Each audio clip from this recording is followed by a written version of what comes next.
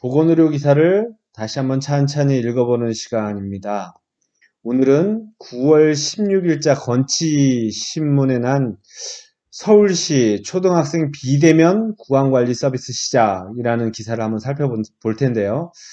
여기 이제 내용만 보면, 제목만 보면, 특별할 일 없는, 아마 서울시에서 좋은 서비스를 시작하나 보다 하는 내용인 것 같은데, 한번 찬찬히 살펴보도록 하겠습니다. 서울시가 보도자료를 보냈어요. 보도자료 제목이 뭐냐면, 서울시에서 온라인 구강위생관리 3,000명을 실시한다 하는 겁니다. 집에서 가글 후에 검사와 동영상 교육을 하겠다. 그리고 그 내용을 기사를 통해 살펴보면, 일단은 치과 방문 없이 가정에서 할 수 있는 비대면 구강관리 서비스다. 오, 괜찮습니다. 그리고 학생들이 집에서 착색제로 가글 한 다음에 치아 사진을 앱에 등록하면 AI가 분석해가지고 그 사진을 분석해가지고 치아 상태를 잘 분석해서 분석 레포트를 제공한다는 거예요. 오, 이것도 괜찮아요. 그리고 그에 따른 맞춤형 구강보건 교육을 제공한다. 디지털 기반 구강보건 서비스다 하는 겁니다.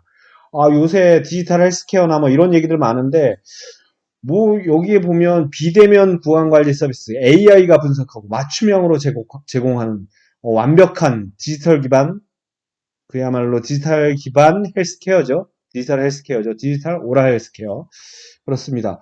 그래서 이런 거는 지금 정부에서도 엄청 강력하게 이게 지원하면서 추진하고 있어요. 그래서 뭐 보면, 일례로 2020년도 보건의료 연구개발 추진 방향 보면, 몇 조 원을 투입하는데 그 중에 핵심 중점 추진 방향이 뭐냐면 바이오 헬스 산업 혁신이라고 해가지고 빅데이터, 인공지능, AI 이런 것들을 이용해가지고 4차 산업혁명 기반의 의료기술을 개발하겠다. 여기 완벽하게 부합하는 거죠. 서울시의 사업이.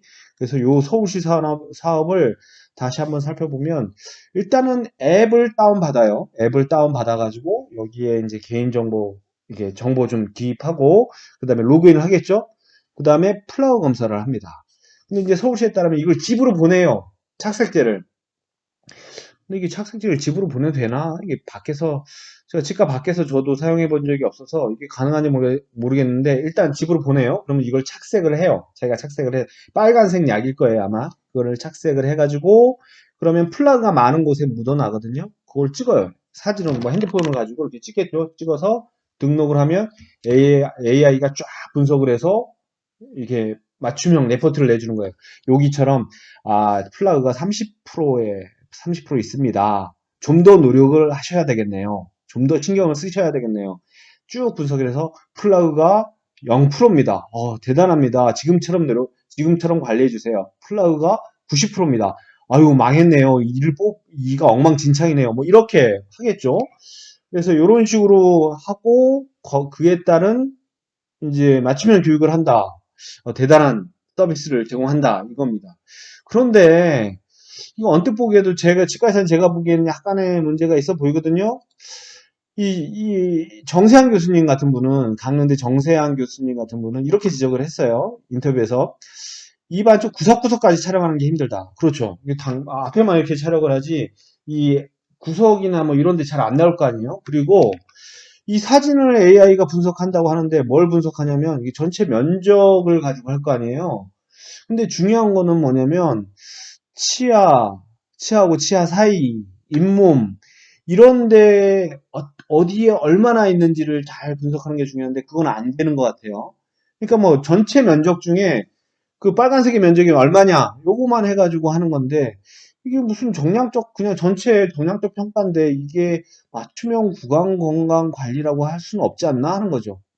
거짓말이나 다름없다 하는 말을 좀 험하게 하셨네.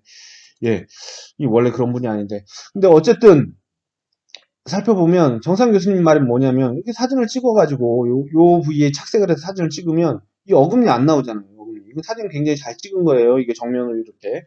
근데 이렇게 찍으면 이 어금니 쪽으로 이렇게 집어넣어서 찍을 수도 없고 이게 안 나온다는 거죠. 이게 중요한 부위잖아요. 우리가 알기에도 어금니는 중요한데 안 나온다는 거고. 또 하나 입 안쪽 여기는 안쪽은 어떻게 안쪽에 되게 굉장히 많이 끼는데 플라그 같은 거.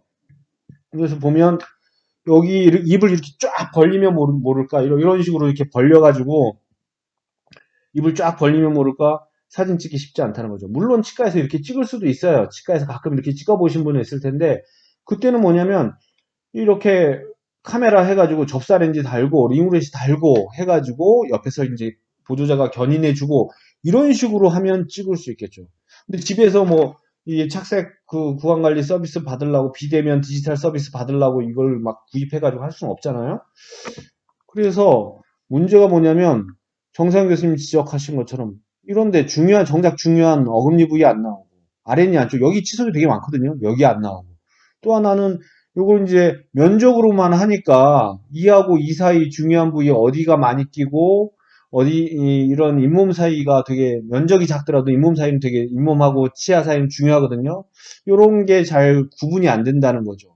이쪽에 치아 면에 잔뜩 그 빨간색이 있는 거하고 여기 얇게 잇몸하고 사이에 있는 거하고 비교해 보면 사실은 잇몸하고 치아 사이가 더 중요할 수도 있거든요. 이런 걸 구분할 수 없다는 거죠. 또 하나는 이 빨간색에 이게 착색된 것들이 충치 위에도 착색이 될 수 있거든요. 그러니까 이게 치면색, 물론 충치가 이가 파괴되고 그 위에 치면세균막이 있고 이 세균막이 있고 착색이 되는 건데 그게 이 단순히 이만 잘 닦아서 되는 게 아니라 충치가 생기면은 치료를 받아야 되잖아요. 그런데 AI가 분석해서 그쪽에 이를 닦으세요 하면 나는 충치 생긴지도 모르고 이를 박박 닦을 수도 있잖아요. 치과는 안 가고 굉장히 문제가 될 수 있다는 거죠. 그래서 정상 교수님 이 말은 무슨 분석 리포트를 준다, AI가 한다 해가지고 뭐 첨단 의료 이미지인데 이거는 뭐 하는 거는 제대로 사진도 못 찍고 분석도 제대로 안 되고 하는 거다. 이 내용과 효과를 과장하는 거다. 전형적인 탁상 행정이라는 거죠. 점잖으신 분이 이렇게 좀 강하게 비판을 하셨네요. 예. 그리고 또 한 가지 문제는 뭐냐면 저도 이 생각을 했는데 이게 이제 구강위생 관리라고 하지만 이게 위생관리가 아니라 내가 이렇게 검사해서 사진 찍어가지고 보내가지고 AI가 또 검사를 했지. 치과 의사가 그 탁 해서 분석한 걸 바탕으로 해가지고 맞춤형 이 관리 교육을 서비스를 제공한다 그러지. 하니까 내가 뭐 치과 검사 받으러 갈 필요 없잖아요. 근데 아까 살펴보신 것처럼 굉장히 문제가 있을 수 있는데 이게 혼동할 수 있다는 거죠. 그래서 중요한 검진을 빠뜨릴 수 있다는 거죠. 또 하나는 뭐냐면 이 경희대 유재인 교수님 같은 분은 이게 원래 좀 말을 험하게 하기도 하시지만 이분은 이 특정 업체하고 사업을 진행하고 특정 업체에 데이터를 몰아주는 거 아니냐 이것도 문제다 하는 거죠. 그렇죠. 이게 우리가 사진을 찍어서 내 구강 상태를 완전히 다 적나라하게 보내주는 거 아니에요 그 업체에. 그래서 그 업체가 물론 이제 딱 그 분석만 해서 그 맞춤형 관리만 딱 해주고 그 데이터는 안 쓰면 좋은데 요게 이제 보면 이 디지털 헬스케어 하는 분야의 많은 업체들이 그 데이터를 확보하려고 지금 혈안이 돼 있잖아요. 데이터를 가지고 할 수 있는 일이 무궁무진하니까. 근데 이 3천 명의 데이터가 보내진다면 이게 그 업체는 관리를 잘한다고 해도 야, 요 데이터를 가지고 잘 활용하면 진짜 좋은 사업을 할 수 있지 않을까 하는 유혹이 굉장히 많지 않을까요? 물론 관리를 잘 하겠죠. 법규도 있고 하니까. 근데 이 데이터를 특정 업체에 몰아줘도 될까 하는 그런 걱정이 되는 거죠.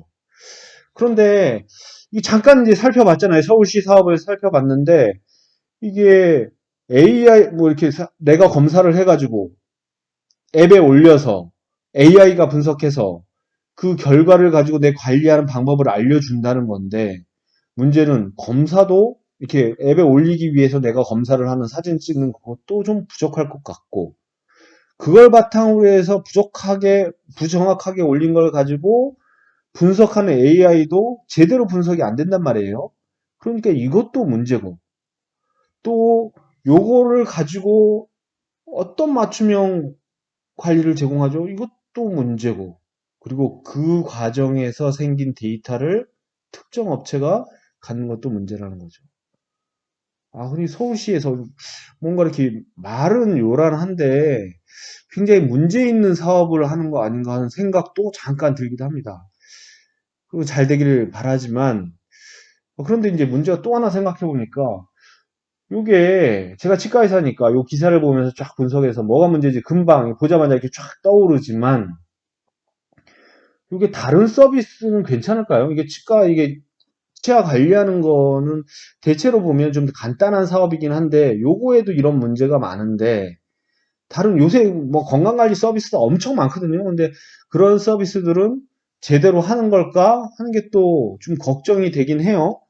근데 이제 이걸 보면 좀 보면 요새 뭐 여러 군데서 온갖 데서 다 하거든요. 이 생명보험회사에서도 뭐 AI가 분석한 헬스 리포트를 제공한다. 그리고 또 통신사에서도 건강관리 서비스를 개발한다. 건강검진, 진료 이력 이런 거를 활용해서 서비스를 개발한다. 이런 걸 막 활용해도 되나 이런 회사들이.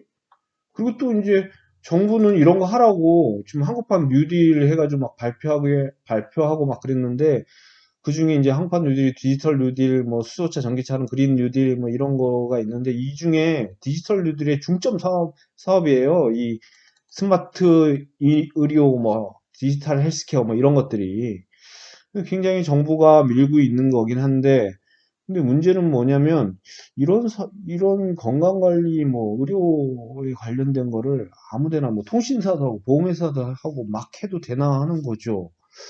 보면 의료법에 보면 의료기관을 개설하는 거, 그러니까 의료인이나 뭐 의료행위는 의료기관에서만 할 수 있다 해놓고 그 의료기관은 의사나 치과의사, 한의사 이런 의원들, 의료인들이 하는 의원이나 아니면 국가나 지방자치단체, 비영리 법인만 할 수 있다 했거든요.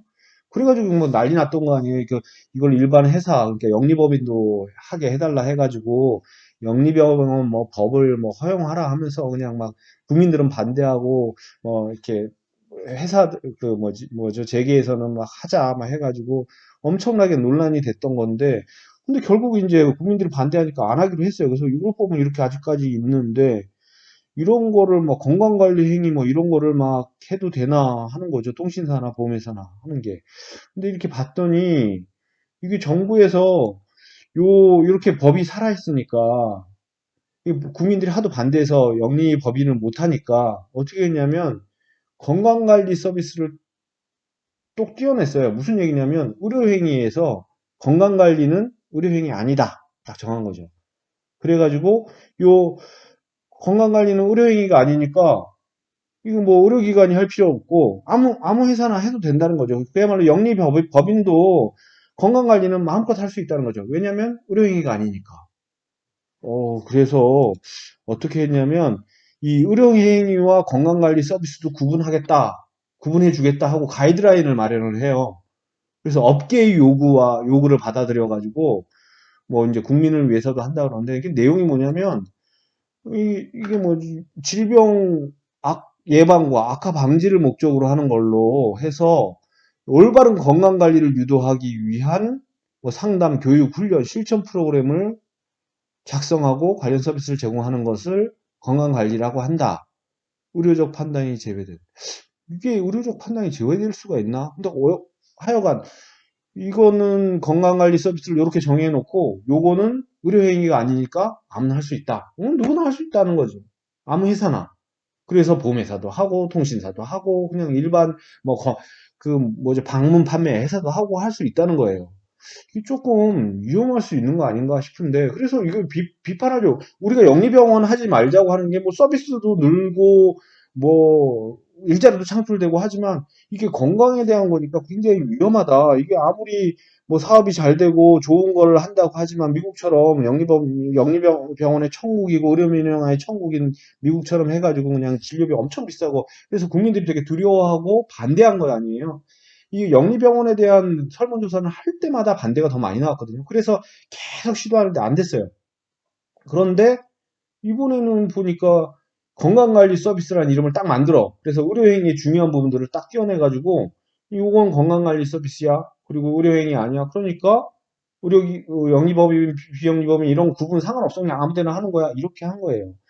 그러니까 이제 보면 이게 비판이 굉장히 되는 거죠. 건강관리 서비스 사업을 열어서 의료민영화를 재추진하는 거 아니냐 하는 거죠. 한겨레 작년에 난 기사입니다. 이 가이드라인 발표될 때.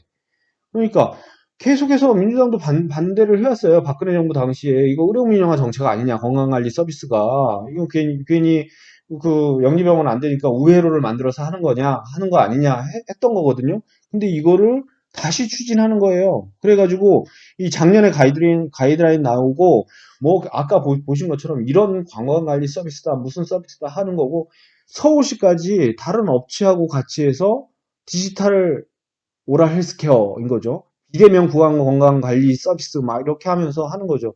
아까 잠깐 살펴본 것처럼 굉장히 부정확하고 위험할 수 있는 거거든요. 그거를 한다는 거죠. 이거를 추진하니까 효과 검증되지 않아서 국민 비용 부담이 커질 거 이렇게 비판하기도 하고 여러 가지 비판이 나오는 거죠.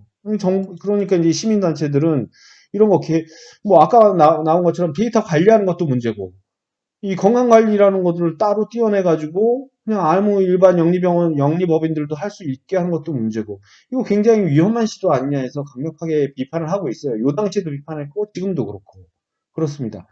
그래서 오늘 살펴본 기사를 보면 이거 아주 간단한 서비스인 것 같지만 이 안에도 굉장히 많은 디지털 헬스케어에 문제가 드러나고 있어요. 건강관리 서비스에 문제가 드러나고 있어요. 물론 잘 산업을 육성해서 그야말로 4차 산업혁명 시대에 맞는 좋은 서비스를 제공해서 국민들의 건강도 괜찮아지고 이 관련 산업도 융성하면 좋겠지만 뭐 산업이야 어떻게 될 수는 있겠지만 제 생각에 산업도 이런 식이면 위험하죠.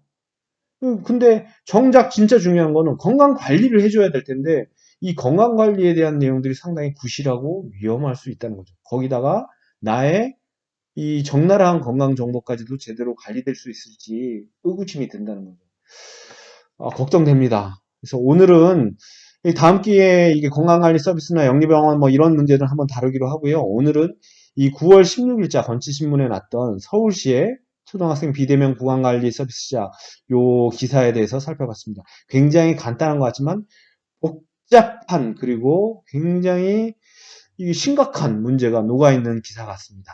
예, 오늘은 여기까지입니다. 고맙습니다.